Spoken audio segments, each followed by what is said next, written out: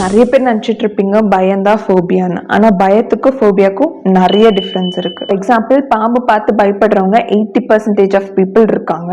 ஆனால் எனக்கு snake related videos வந்து என்னால் பார்க்க முடியும், I can still manage it அப்படின்னு சொன்னாங்கன்னா அது ஃபியர். ஃபோபியாங்கிறது ஒரு இர்ரெசிஸ்டிபிள் ஃபியர். ஒஃபிடோஃபோபியா இருக்கவங்க அவங்களால அந்த ஸ்னேக் ரிலேட்டட் வீடியோஸ் பார்க்க முடியாது, ஸ்னேக்குன்னு கேட்டோ ஆர் எல்ஸ் நீ ஸ்னேக் இப்படி இமேஜின் பண்ண அப்படின்னு சொல்லும் போது கூட அவங்களுக்கு ஒரு இர்ரெசிஸ்டிபிளான பயம் வரும். பயம் வரும்போது அவங்களுக்கு பால்பிட்டேஷன், ஆங்ஸைட்டி, ஃபேஸ் ரெட் ஆயிரும், ஸ்வெட்டிங் ஜாஸ்தி ஆகும். Also they May get fever. Phobias இருக்கு. நிறைய பேருக்கு க்ரௌட்ல போறதோ, புது பீப்புள் பார்க்கறதோ, ஸ்டேஜ்ல நிக்கிறதோ, ரிலேஷன்ஷிப்ல போனாலும் பயமா இருக்கும். இது எதனாலனா past traumas or childhood environment, learned fear, நிறைய காசஸ் இருக்கு. எப்படியெல்லாம் நம்ம ட்ரீட் பண்ணலாம்? CB therapist, psychologist, psychiatrist, phobia specialist and also கொஞ்சம் கவுன்சிலிங் அண்ட் மெடிகேஷன் அண்ட் ஹோமியோபதியில் you can manage your phobic symptoms.